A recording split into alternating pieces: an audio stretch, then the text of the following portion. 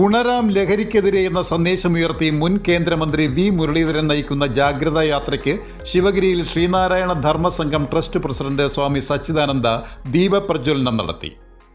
ലഹരി പിടിയിൽ അകപ്പെട്ട് ഇരുട്ടിലാഴ്ന്നുപോയ കേരളത്തിന് അല്പമെങ്കിലും വെളിച്ചം പകരാൻ ജാഗ്രതാ യാത്രയ്ക്ക് കഴിയട്ടെയെന്നും ശ്രീനാരായണ ഗുരുദേവന്റെ മദ്യം വിഷമാണ്, അത് ഉണ്ടാക്കരുത്, കൊടുക്കരുത്, കുടിക്കരുത് എന്ന ഉദ്ബോധനം ഉൾക്കൊണ്ട ജാഗ്രതാ യാത്ര വിജയിക്കട്ടെയെന്നും സ്വാമി സച്ചിദാനന്ദ അനുഗ്രഹിച്ചു.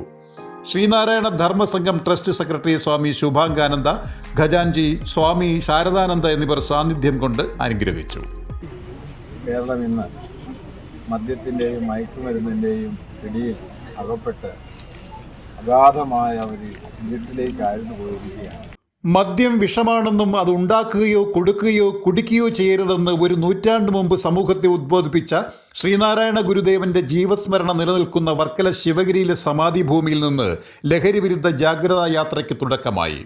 തുടർന്ന് വർക്കല മൈതാനിയിലെ ജാഗ്രതാ സദസ്സ് വി മുരളീധരൻ ഉദ്ഘാടനം ചെയ്തു.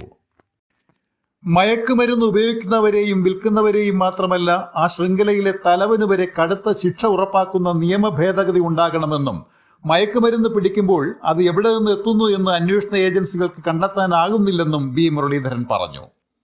ലഹരി വിരുദ്ധ ജാഗ്രതാ യാത്രയ്ക്ക് നേതൃത്വം നൽകിക്കൊണ്ട് വർക്കല മുനിസിപ്പൽ പാർക്കിൽ സംഘടിപ്പിച്ച ജാഗ്രതാ സദസ്സിൽ സംസാരിക്കുകയായിരുന്നു അദ്ദേഹം.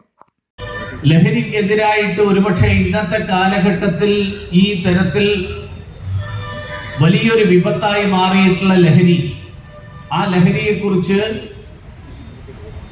ഒരുപക്ഷെ നമ്മുടെ സാമൂഹ്യ പരിഷ്കർത്താക്കളും സമൂഹത്തിലെ സാമൂഹ്യ നേതാക്കന്മാരുമൊക്കെ നമ്മുടെ ഇടയിൽ പ്രചരണം നടത്തുന്നതിന് മുൻപ് തന്നെ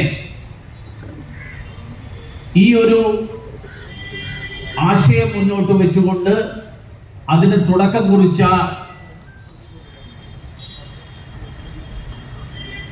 മഹത് വ്യക്തിയാണ് ഗുരുദേവൻ. ഗുരുദേവൻ പലപ്പോഴും പലരും വിശേഷിപ്പിക്കുന്നത് ഗുരുദേവൻ കള്ള് ചെത്തരുത്, മദ്യം വിഷമാണ് എന്നൊക്കെ മാത്രമേ പറഞ്ഞിട്ടുള്ളൂ. ഗുരുദേവൻ മദ്യം എന്നുള്ള വാക്കിന്റെ അർത്ഥം, ഗുരുദേവന്റെ കൃതികൾ, ആ കൃതികളെ വിശകലനം ചെയ്തിട്ടുള്ള ആളുകളൊക്കെ പറഞ്ഞിട്ടുള്ളത് ബുദ്ധിയെ വികലമാക്കുന്നതിനെയാണ് മദ്യം എന്ന് വിശേഷിപ്പിക്കേണ്ടത് എന്നാണ്. അപ്പൊ ബുദ്ധിയെ വികലമാക്കുന്നത് എന്ത് വസ്തുവാണെങ്കിൽ അത് ഇന്ന് മയക്കുമരുന്നിന്റെ രൂപത്തിൽ നമ്മുടെ മുന്നിലുണ്ട്. ഒരുപക്ഷെ അന്നത്തെ കാലത്ത് ഗുരുദേവൻ മദ്യം എന്നുള്ളത് കേവലം തെങ്ങിൽ നിന്ന് ചെത്തിയെടുക്കുന്ന കള്ളിനെ മാത്രമായിട്ട് പരിമിതപ്പെടുത്താൻ ഗുരുദേവൻ തയ്യാറായിരുന്നില്ല. പകരം ബുദ്ധിയെ വികലമാക്കുന്നതെല്ലാം ആ മദ്യം എന്നുള്ള നിർവചനത്തിൽ, മദ്യം എന്നുള്ള വാക്കിന്റെ നിർവചനത്തിൽ ഉൾപ്പെടുത്തേണ്ടതാണ് എന്ന് നിഷ്കർഷിച്ചിരുന്ന ആളായിരുന്നു, അങ്ങനെയുള്ള ഒരു വ്യക്തിയായിരുന്നു ഗുരുദേവൻ. ലഹരി വിരുദ്ധ ജാഗ്രതാ യാത്രാ ചെയർപേഴ്സൺ മുൻ DGP ആർ ശ്രീലേഖ മുഖ്യാതിഥിയായി. എനിക്ക് സംസാരിക്കാനുള്ളത് വനിതകളോടാണ്, സ്ത്രീകളോടാണ്. കാരണം വീട്ടമ്മയും കുട്ടികളുമായിട്ടുള്ള ബന്ധം എന്ന് പറയുന്നത് കുറച്ചും കൂടെ ആഴത്തിൽ കിടക്കുന്ന ബന്ധമാണ്. ഒരു അമ്മയ്ക്കാണ് കുട്ടികളെ കുറച്ചും കൂടെ നന്നായിട്ട് അറിയാൻ പറ്റുക, മനസ്സിലാകാൻ സാധിക്കുക. കുട്ടികളുടെ ചെറിയ ചെറിയ സ്വഭാവ വ്യത്യാസങ്ങളും അവരുടെ ചെറിയ വ്യതിയാനങ്ങളും ഒക്കെ അമ്മയ്ക്ക് നന്നായിട്ട് മനസ്സിലാക്കാൻ സാധിക്കും. സ്നേഹത്തിൻ്റെ ഭാഷയിൽ കൗമാരക്കാരായിട്ടുള്ളതും അതിന് താഴെയുമായിട്ടുള്ള കുട്ടികളോട് അമ്മമാർ സംസാരിച്ചാൽ എന്താണ് അവരുടെ പ്രശ്നം, അവരിതിന് വീടിട്ടുണ്ടോ എന്ന് പെട്ടെന്ന് മനസ്സിലാക്കാൻ സാധിക്കും. വർക്കല DOSP ഗോപകുമാർ, ഡോക്ടർ ജയപ്രകാശ് തുടങ്ങി നിരവധി പ്രമുഖർ ആശംസകൾ അർപ്പിച്ച് സംസാരിച്ചു. ഈ ശ്രമിക്കുന്ന ആൾക്കാർ ഗുരുവിധപ്പെട്ട നമ്മളൊരു സമൂഹത്തിൻ്റെ പരിച്ഛേദമാണെന്ന് തന്നെ മനസ്സിലാക്കിക്കൊണ്ട് ആണ് സംസാരിക്കുന്നത്.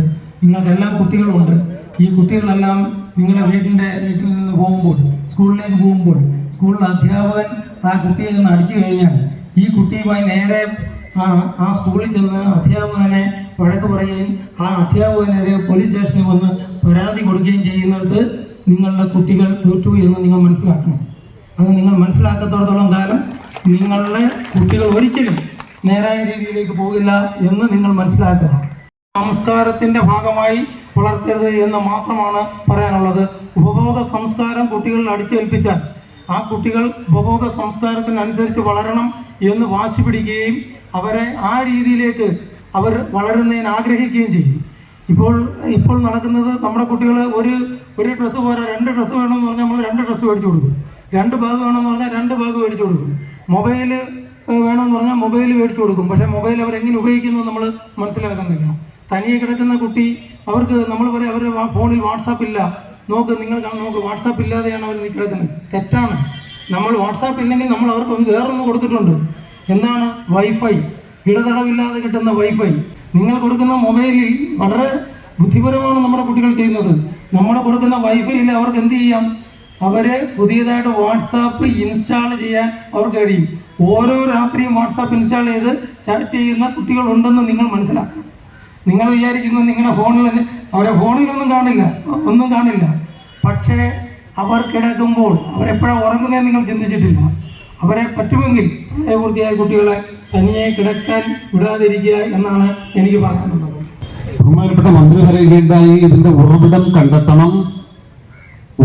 കണ്ടെത്തപ്പെടുന്നില്ല എന്ന് മന്ത്രി പറയുകയുണ്ടായി. ആരാ ഈ ഉറവിടം കണ്ടെത്തേണ്ടത്? ഞാനോ നിങ്ങളാണോ? ഇച്ഛാശക്തിയുള്ളൊരു രാഷ്ട്രീയ നേതൃത്വവും ഇച്ഛാശക്തിയുള്ളൊരു ഭരണ നേതൃത്വവുമല്ലേ അത് കണ്ടെത്തേണ്ടത്? ഡോക്ടർ ജയരാജ് അധ്യക്ഷനായ ചടങ്ങിൽ PM സാജു സ്വാഗതവും അഡ്വക്കേറ്റ് അനിൽകുമാർ കൃതജ്ഞതയും രേഖപ്പെടുത്തി. Beacon news, Varkala.